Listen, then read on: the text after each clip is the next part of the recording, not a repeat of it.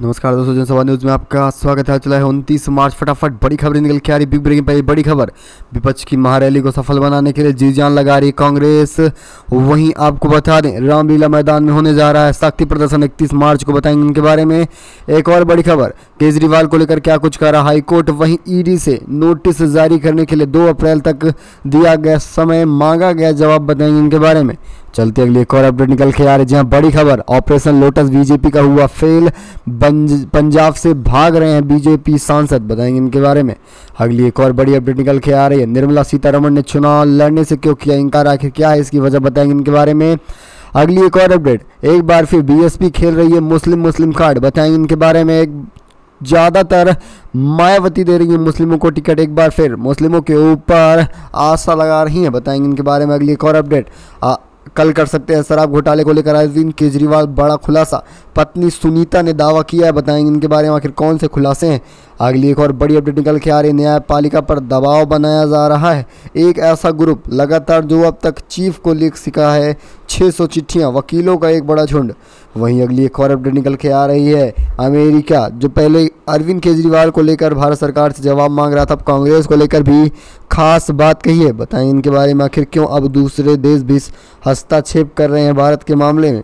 अगली एक और अपडेट निकल के आ रही, बड़ी खबर, अप्रैल के आखिरी हफ्ते में तय हो जाएगा आखिर अमेठी और रायबरेली को लेकर कौन उतर रहा है मैदान में।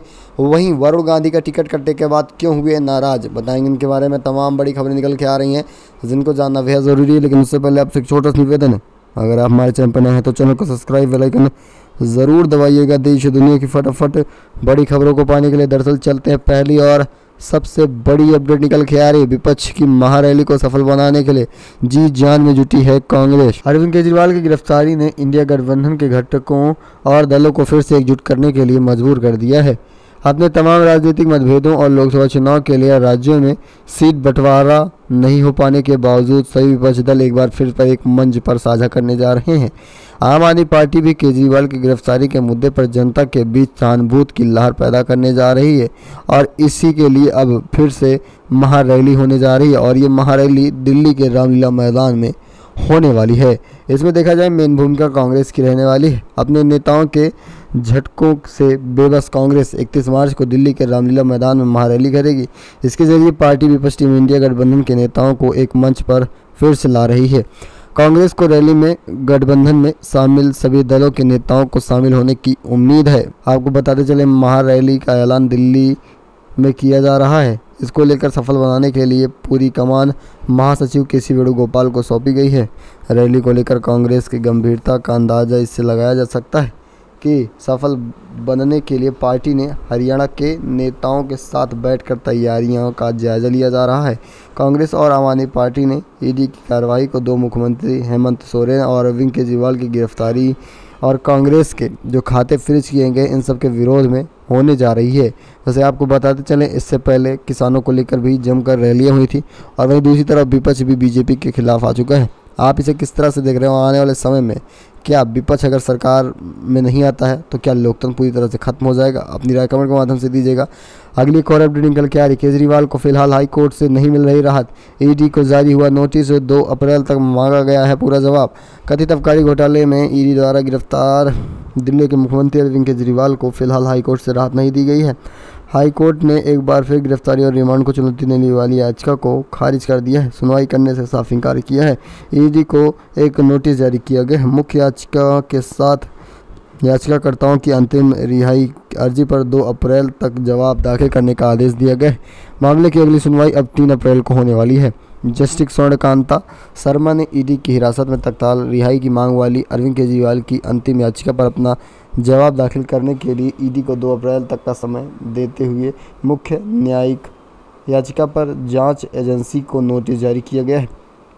अब ईडी ने दिल्ली के मुख्यमंत्री अरविंद केजरीवाल को उत्पाद शुल्क नीति मामले में 21 मार्च को गिरफ्तार किया था। जस्टिस स्वर्णकांता शर्मा ने अपने आदेश में कहा कि प्रतिवादी ईडी को प्रभावी प्रतिनिधित्व के अवसर के रूप में उत्तर दाखिल करने का अवसर दिया जाना चाहिए और इस अवसर को अस्वीकार करना निष्पक्ष सुनवाई से इनकार करने के साथ साथ अप्रकृत न्याय के सिद्धांतों में इसका उल्लंघन रहेगा। यानी देखा जाए तो एक मौका और दिया गया है ईडी और सीबीआई को और फिर इसके बाद अंतिम रूप से 3 तारीख को होगी सुनवाई। 3 तारीख देखने वाली बात होती है आखिर किसकी जीत हो रही है। चलेंगे अगली एक और अपडेट निकल के आ रही है। बड़ी खबर आपको बता दें कि पंजाब में ऑपरेशन लोटस हुआ बीजेपी का फेल। पंजाब में आम आदमी पार्टी के एकमात्र लोकसभा सदस्य सुशील कुमार रिंकू ने भारतीय जनता पार्टी में शामिल होने के एक दिन बाद वरिष्ठ नेता सौरभ भारद्वाज ने बृहस्पतिवार को आरोप लगाया कि राज्य में ऑपरेशन लोटस शुरू हो चुका है। विपक्षी दल जब भाजपा पर राज्यों की सरकारों को गिराने के लिए विधायकों की खरीदना शुरू करती है तो समझिए बीजेपी का ऑपरेशन लोटस है। भारद्वाज ने नई दिल्ली में आयोजित एक संवाददाताओं के सम्मेलन में कहा कि पंजाब में आम आदमी विधायकों को बुधवार को कहा गया कि वो अपनी पार्टी छोड़कर चले आएं और भाजपा में शामिल हो जाएं। पैसे और वाई कैटेगरी की सुरक्षा लोकसभा चुनाव में टिकट देने की एक पेशकश पेश की गई है। उन्होंने कहा कि यही है भाजपा का ऑपरेशन लोटस। भारद्वाज ने रिंकू के भाजपा में जाने के फैसले पर भी सवाल उठाया है। उन्होंने कहा कि पंजाब विधानसभा चुनाव सन 2022 में भाजपा का नंबर आम आदमी पार्टी, शिरोमणि अकाली दल और कांग्रेस के बाद चौथा रहा था। सवाल यह भी है कि रिंकू भाजपा में क्यों शामिल हुए, यानी कि पूरी बात यही है कि भाजपा लगातार पैसों के जरिए नेताओं को खरीद रही है। चलेंगे अगली एक और अपडेट निकल के आ रही है। बड़ी खबर निर्मला सीतारमण ने चुनाव लड़ने से साफ कर दिया इनकार। केंद्रीय वित्त मंत्री निर्मला सीतारमण ने बुधवार को कहा कि वो लोकसभा चुनाव नहीं लड़ने वाली हैं और यह भी कहा जा रहा है कि बीजेपी को इससे खास झटका लग सकता है। निर्मला सीतारमण ने कहा कि चुनाव लड़ने के लिए उनके पास पैसों की कमी है और आंध्र प्रदेश, तमिलनाडु जैसे दक्षिण राज्यों में जीतने के लिए तो मानदंड होते हैं, उन पर वह खरी नहीं उतरती है। ऐसी अटकलें भी लगाई जा रही है कि निर्मला सीतारमण आंध्र प्रदेश या तमिलनाडु से चुनाव लड़ सकती थी। अभी तक राज्यसभा सांसद हैं और निर्मला सीतारमण नरेंद्र मोदी के दोनों कार्यकाल में मंत्री रही हैं और दोनों बार राज्यसभा के जरिए संसद में पहुंची हैं। आपको बता दें बीजेपी इस बार राज्यसभा के जरिए संसद पहुंचने वाले अपने मंत्रियों को लोकसभा चुनाव में भी देखना चाहेगी। वाणिज्य और उद्योग मंत्री पीयूष गोयल के अलावा पर्यावरण और श्रम मंत्री भूपेंद्र यादव लोकसभा चुनाव लड़ रहे हैं। अभी दोनों राज्यसभा सांसद हैं। लोकसभा चुनाव 19 अप्रैल से शुरू हो रहा है। निर्मला सीतारमण ने news channel times of now के कार्यक्रम में पूछा गया कि अगर आप चुनाव नहीं लड़ रही हैं तो उन्होंने बताया कि हमारे पास पैसे नहीं हैं। चलेंगे एक और अपडेट निकल के आ रही। बड़ी खबर दिल्ली के सीएम अरविंद केजरीवाल को लेकर खुद ही करने जा रहे हैं बड़ा खुलासा। सीएम की पत्नी सुनीता ने किया बड़ा दावा। जी हाँ, बता दें आबकारी नीति जुड़े मनी लॉन्ड्रिंग मामले में ईडी द्वारा गिरफ्तार किए गए दिल्ली के मुख्यमंत्री अरविंद केजरीवाल कल बड़ा खुलासा कर सकते हैं। बता दें कल केजरीवाल की 6 दिन की रिमांड खत्म हो रही है और अब केजरीवाल को केंद्रीय जांच एजेंसी कोर्ट लेकर पहुंची थी, जहां पर आपको बता दें केजरीवाल की पत्नी सुनीता केजरीवाल ने बुधवार को एक वीडियो में संदेश दिया था कि मेरे पति गुरुवार को कोर्ट में शराब घोटाले केस को लेकर बड़ा खुलासा करने वाले हैं। लेकिन आपको बता दें ये सब कुछ केवल और केवल अफवाहें रही हैं, कोई भी बड़ा खुलासा नहीं हो पाया है। वहीं दूसरी तरफ से कोर्ट ने राहत देने से साफ इनकार किया और देखा जाए अरविंद केजरीवाल अब 3 अप्रैल को देखने वाली बात होती है कि शराब नीति मामले में कौन से बड़े फैसले आते हैं। अगली एक और अपडेट निकल के आ रही है। आपको बता दें बड़ी खबर न्यायपालिका पर दबाव डाला जा रहा है। खास ग्रुप द्वारा चीफ जस्टिस डीवाई चंद्रचूड़ को लिख रहे हैं 600 वकील चिट्ठी। देश के करीब 600 वकील और नामी वकील देश के मुख्य न्यायाधीश डीवाई चंद्रचूड़ को एक नाम से चिट्ठी लिख रहे हैं। इस चिट्ठी में आरोप लगाया जा रहा है कि एक खास बात समूह देश की न्यायपालिका पर दबाव बनाना चाह रहा है, जिसकी संबद्धता और पूरी तरह से स्वतंत्रता पर हमला हो रहा है। यह चिट्ठी लिखने वाले वकीलों में हरीश सव्वेल, मन्नर कुमार मिश्रा, असित अग्रवाल, चेतन मित्तल, पिंक आनंद, हितेश जैन, उदय होवल आदि शामिल हैं।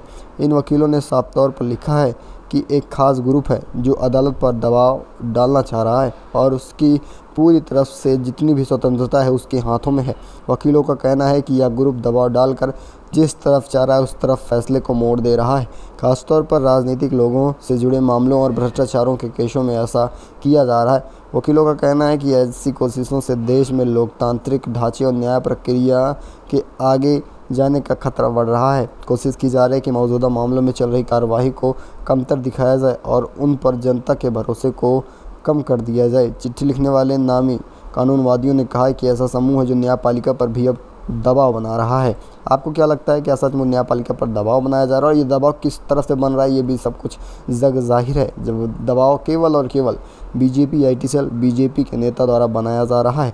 चलेंगे, अगली एक और अपडेट निकल के आ रही है। अप्रैल के आखिरी हफ्ते में तय हो जाएगा आखिर कौन लड़ रहा है अमेठी और रायबरेली से चुनाव। जी हाँ, उत्तर प्रदेश में कांग्रेस ने अपनी हिस्सेदारी की आई 2 सीटों को छोड़कर सभी पर उम्मीदवारों का ऐलान कर दिया है। लेकिन जिन 2 सीटों की बात होने जा रही है वो कांग्रेस की हॉट सीट मानी जाती है और उत्तर प्रदेश की भी हॉट सीटों में गिना जाता है। दरअसल अब बात कर रहे हैं अमेठी और रायबरेली के। यहाँ पर कांग्रेस ने अपने आगे प्रत्याशियों के नाम घोषित नहीं किए गए हैं। वैसे यही कयास लगाए जा रहे हैं कि यहाँ से प्रियंका गांधी और या फिर राहुल गांधी चुनाव लड़ सकते हैं। अधिकतर कांग्रेस ने उत्तर प्रदेश की अपनी एक और सूची रायबरेली और अमेठी को छोड़ दिया है। देखा जाए अब तक 8 सूचियों में नाम जाहिर किए गए। कांग्रेस पार्टी से जुड़े सूत्रों के मुताबिक रायबरेली और अमेठी सीटों पर प्रत्याशियों को लेकर चर्चा हो रही है, लेकिन किसी प्रत्याशी के नाम पर अंतिम मुहर नहीं लगाई गई है। बताया जा रहा है कि बुधवार को जब उत्तर प्रदेश के प्रत्याशियों की सूची घोषित हुई थी तब रायबरेली और अमेठी के प्रत्याशियों की सूची को 5वें चरण में होने वाले मतदान के चलते होल्ड डाल दिया गया है। सूत्रों के मुताबिक बैठक से पहले इस बात पर सहमति बन चुकी थी कि रायबरेली और अमेठी के प्रत्याशियों की घोषणा बुधवार को होनी थी, क्योंकि 5वें चरण में होने वाले लोकसभा चुनाव के नामांकन पत्र अंतिम तिथि तक दिए जाएंगे, यानी 3 मई तक भरे जाएंगे। और यही वजह है कि अब ये बातें निकल के आ रही हैं कि अप्रैल के जो आखिरी हफ्ते हैं उसमें पता चलेगा आखिर अमेठी और रायबरेली से कांग्रेस की तरफ से कौन चुनाव लड़ रहा है। वैसे आप किससे देखना चाह रहे हैं अपनी राय कमेंट के माध्यम से दीजिएगा। इस खास बुलेटिन बस इतना ही, मिलेंगे आपको वीडियो के साथ। तब तक के लिए धन्यवाद। जय हिंद, जय भारत।